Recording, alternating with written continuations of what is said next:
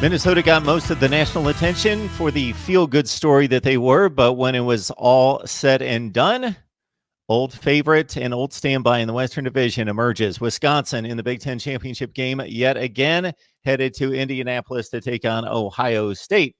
Got Tyler Hunt on the line from Buckeyes Fifth Quarter there at SB Nation covering Wisconsin athletics. Of course, this is Mark Rogers TV, the voice of college football. Lock it in right here as we get you set for championship weekend. Tyler, how you doing today? I'm very good. I'm pretty excited to have the Axe, of course, back in its rightful home of Madison, Wisconsin. They put up a picture of the trophy case, and it looks really nice back in where it's supposed to be.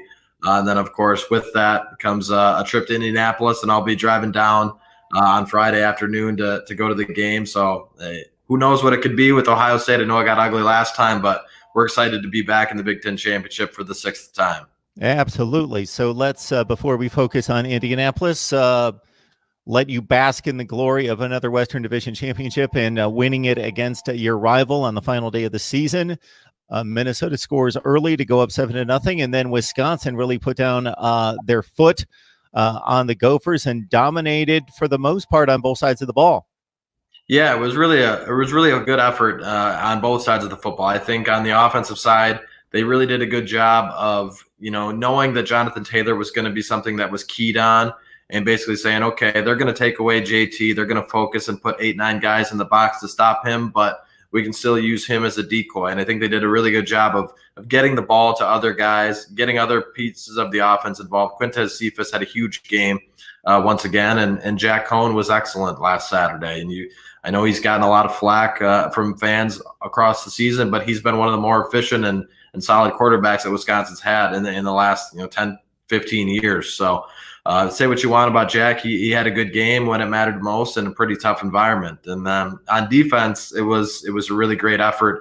Minnesota had no real run game to use. And then, of course, Chris Orr and Zach Bond and those guys really did a good job of getting pressure and making it really tough on Tanner Morgan. So overall, I think, offense, defense, special teams, it was probably the cleanest game the Badgers have played, and it showed in the scoreboard. Yeah, Jonathan Taylor certainly has had better games, 18 for 76 yards. But as you mentioned, Minnesota obviously focusing on him, 18 for 76. Most backs would certainly take still a productive day, but that put not necessarily the bulk of the plays on Cohn's shoulders, but in regards to making big plays when you go 15 of 22 for 280 yards. Considering the inclement weather, no interceptions, 2 touchdown passes, a very productive day for him. That has to be a great sign moving forward as he continues his development. Oh, yeah, absolutely. I mean, his efficiency with the football has really been special this season. He's taking care of it. I know there's some costly turnovers. Everyone looks to that Illinois interception, which was costly and, of course, changed the dynamic of the season. But other than that, he's taken pretty good care of the football, and he's made some nice throws. I think last week his deep ball to Quintez Cephas I think it was his best throw of the 2019 season. I mean, it was perfectly thrown, perfectly placed where Cephas could just run underneath it. And it really, I think, gave him some confidence going into a game where he's probably going to have another game like that. If he puts up stats like that, I think Wisconsin can hang with Ohio State. But if you get one-dimensional like they did the first time, it can get ugly like we've already seen in this season. Eric Burrell with a big game, and Zach Bond, as you mentioned, one of the better defenders in the Big Ten. 2.5 tackles for loss, 2 sacks, 9 tackles. Caesar Williams had a big interception in the game, defended 4 passes. Tremendous defensive effort from a Minnesota team that's really developed on offense, both running and passing, and has been one of the bigger threats in the conference over the last half of the season. So it's onward to Ohio State. People will automatically look at the 38-7 score and Ohio State's success elsewhere in the Big Ten, coming off a 4-score win against Michigan, and kind of dismiss this one. I have yet to look at a betting line on this one, but the obvious question is, how does this one fare differently than the first one? What needs to happen, and why should we be optimistic that it will? Yeah, I think, Paul Chris talked about it a little bit yesterday in his Monday presser that they have every week. And he thought that his team, since this last game, has gotten a lot better. Obviously, after 2 straight losses, they could have packed it in, 2 games behind Minnesota and just said, you know what, we'll see what happens, but it doesn't look like it's going to be our year. But they didn't. They rallied back, and everybody started to really play well and get some things figured out. But you could argue on the same side of that Ohio State might be a better football team than they were when they beat Wisconsin the first time. So it's going to be a challenge for sure. Obviously, defensively, they have a lot of talent. They're the number 1 defense in the country. And you're going to have pretty much the same game that you had last week against Minnesota against Ohio State this week, and then probably then some. So it's going to take 4 quarters of really good, clean football, which nobody has done against Ohio State, yet in 2019. But most teams haven't even put up 1 or 2 good quarters against Ohio State, and Wisconsin hung with them at least tough into that third quarter. So that's the only positive you can really take from that first game. But they certainly saw a recipe to make it work. It just kind of got off the rails that first time. Of course, the first game was in Columbus. Big advantage for the Buckeyes there. Neutral field this time in Indianapolis, a stadium, a field that these are probably the 2 teams in the Big Ten that are most familiar with the stadium there at Indianapolis. Again, as you mentioned, the Badgers going to 6 Big Ten championship games, and this will be, of course, 2 in 3 in 4 years if we go to 2016, and for the Buckeyes, 3 in a row. Despite not having the home field this time around, on the other hand, you would think Ohio State being a little bit more athletic, a faster team, they may like the indoor conditions, of course, in the middle of December in Indianapolis, and that may favor them.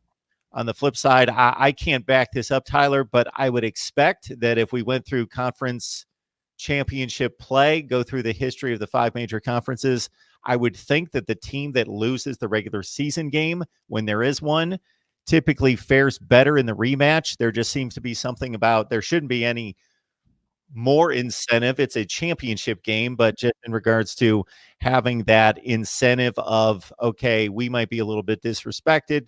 Nobody's giving us a chance. We're going to go out there and fight a little bit harder. Also, the advantage of, if you can call it an advantage of things going wrong in the first game, and therefore having to fix those problems, as opposed to if you won the game, and especially if it was decidedly a big win, as it was, thinking, the coaches have to be thinking, okay, well, it worked the first time. Do we stay with this, or do we try to tweak things? So it just seems to favor. I don't have anything to back this up in terms of metrics, but the losing team in the regular season having a bit of a psychological edge, as long as they didn't get totally beaten down. And I don't think that's a mark of a Wisconsin team. They'll come in, they're focused, they don't get intimidated by anyone, so they'll be on top of their game, and I would expect them to show up and play well. Oh yeah, absolutely. I mean, I think back to, last night I was watching the Monday Night Football game, and they were talking about, Russell Wilson's one season in Madison against Kirk Cousins, because they were battling in that Monday night game.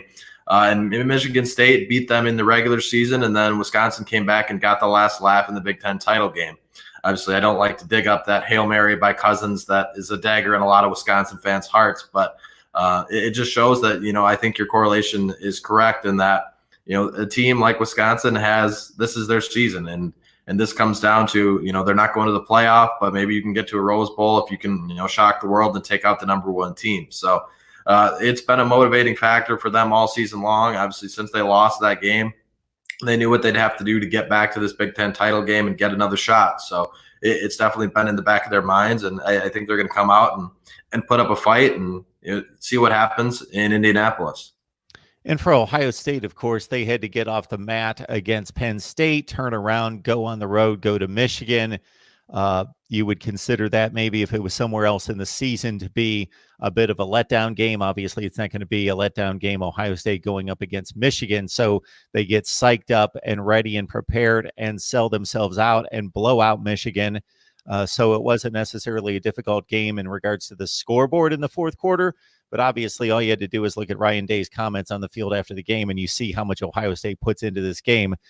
He got very emotional because that's the game for these 2 teams. And so to go up against a third consecutive, very difficult opponent might be a lot to ask from Ohio State, despite all their talent.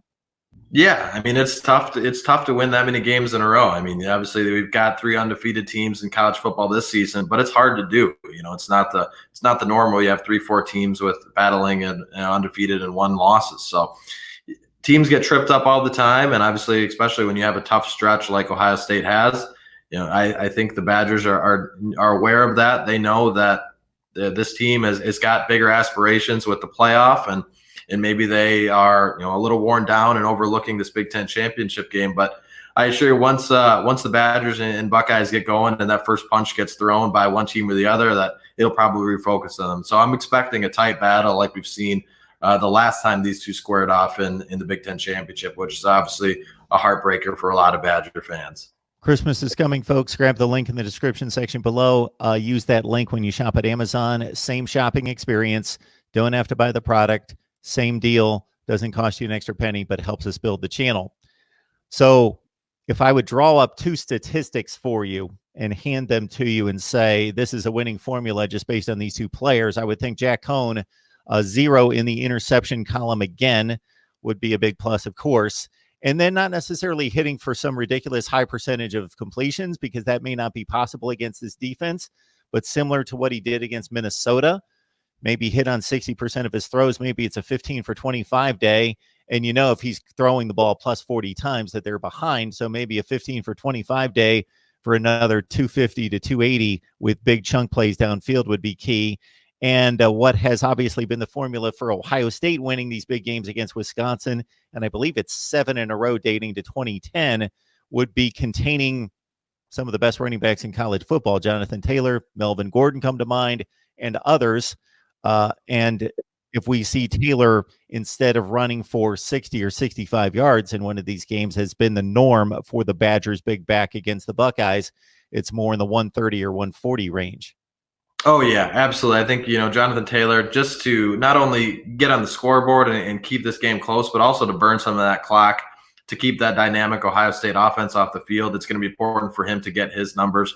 And I think he knows that this could be his final game in the Big Ten. And I know he was really hungry to get back to the Big Ten championship after his freshman season. And then, of course, I think he'd be a really good cap to his career to get to a Rose Bowl, which is something he hasn't experienced yet, because I'm going to firmly believe that he's going pro.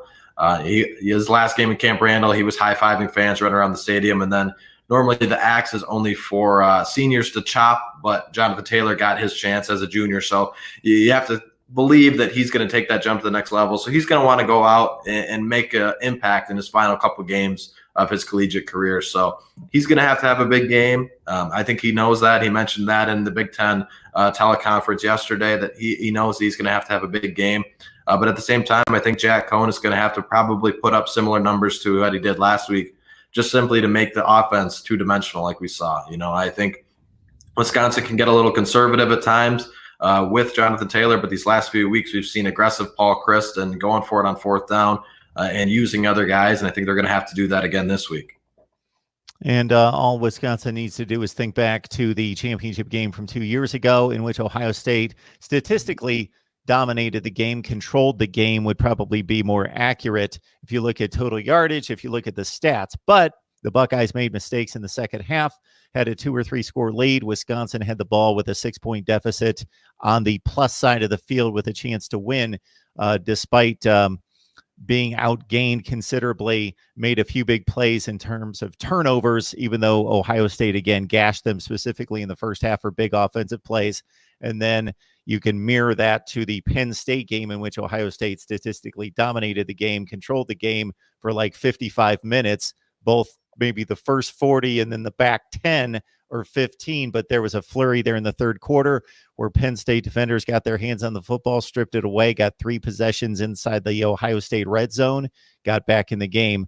It's probably going to take that kind of flurry from Wisconsin and a turnover margin to pull out a win.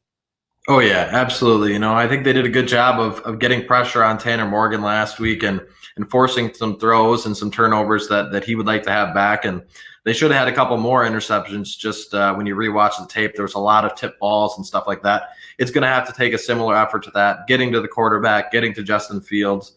and making some plays happen. Like you mentioned, the Andrew Van Ginkel pick 6 from last time. It's going to take a couple plays like that to get their offense off the field and put Wisconsin in favorable positions. But we've seen that defense do that this season, so I'm excited to see it. And I think it's going to shape out a lot like that battle a couple of years ago. A.J. Taylor, 2 catches against Minnesota, 23 catches, 2 touchdowns, and he's questionable. Yep. He's got a banged up ankle. He's going to be questionable for Saturday. And then other than that, it looks pretty clean. Rashad Wildgoose, one of the corners, might be questionable as well, but I think they're pretty solid in that regard. And then the other one to note, he's been out for a while now. Bryson Williams, the nose tackle, had surgery this past weekend. He's out for the season now, but Keanu Benton, the freshman nose tackle, has been playing pretty much since that Iowa game, so no one was really surprised by that, but obviously a tough blow for the Badgers with their starting nose tackle out. But thankfully, Benton's been playing in and out all season, so he'll be ready to go on Saturday. It's a Big Ten championship game that we're all familiar with, and most likely the 2 best teams in the conference, the way it should be. Ohio State taking on Wisconsin as the Badgers dismiss Minnesota in the final regular season game to reclaim the Western Division. Tyler Hunt from Buckeyes Fifth Quarter. Please join him on SB Nation's platform for Wisconsin athletics. Tyler joins us on a regular basis. And Tyler, we always appreciate the breakdown, regardless of what happens on a Saturday night. Would love to have you back after we see that bowl bid come out. Absolutely. Happy to do it. Thanks for having me, Mark.